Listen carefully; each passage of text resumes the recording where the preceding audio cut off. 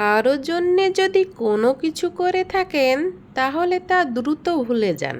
যতদিন এ জিনিসটা মনে রাখবেন ততই এ জিনিসটা আপনাকে অহংকারী করে তুলবে। আর কেউ যদি আপনার জন্যে ক্ষুদ্র কিছু করে, এটা সব সময় মনে রাখবেন। মনে রাখার মাধ্যমে আপনি নিজেকে একজন কৃতজ্ঞতা বোধ সম্পন্ন একজন ভালো মানুষ হিসাবে গড়ে তুলতে পারবেন। কথায় কথায় তোমাকে সবার সামনে ছোট করে দেয় যে সে কিন্তু তোমার বন্ধু নয়। হাত ছেড়ে দিয়ে যে চলে যেতে পারে সে কিন্তু তোমার বন্ধু নয়। তোমায় ভালোবেসে যে তোমায় অবহেলা করে সে কিন্তু তোমার বন্ধু নয়। প্রতিবার অপমান করে করে যে মিষ্টি মিষ্টি কথা বলে সেও কিন্তু তোমার বন্ধু নয়। তোমার সাফল্য দেখে তোমার সাথে যে ভাব জমাতে আসে সে কিন্তু তোমার বন্ধু নয়। বন্ধু হওয়া কি এতটাই সহজ?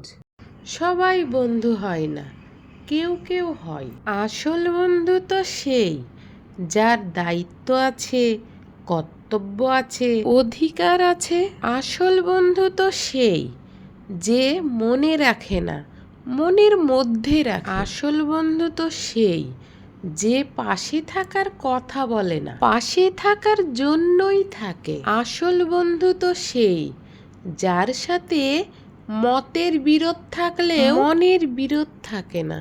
জীবনে একটা ভালো বন্ধু পাওয়া আসলেই সৌভাগ্যের ব্যাপার। তাকে অন্তত বিশ্বাস করা যায়, ভরসা করা যায়। জীবনে এমন একটা বন্ধু পেলে মন্দ। ভালোবাসা হলো কাঁচা সবজির মতো, নষ্ট হয়ে যায়। এজন্যই ভালোবাসা বুকের মধ্যখানে লুকিয়ে রাখতে হয়। বুক খুব ঠান্ডা ফ্রিজের মতো, এখানে লুকিয়ে রাখলে কোনো জিনিসই নষ্ট হয় না। যার বুক যত ঠান্ডা তার বুকে ততদিনই ভালোবাসা থাকে। পকেট যত ভারী হবে মানুষ ততই আপন হবে। ব্যর্থতা থেকে জন্ম হয় সফলতা, আর প্রতিটি আঘাত থেকে জন্ম হয় অভিজ্ঞতা। যে ব্যক্তি সামনের দিকে এগিয়ে যায় সে কারো ক্ষতি করে না, কিন্তু যে অন্য কারো ক্ষতি করে সে কখনোই সামনে এগিয়ে যেতে পারে না।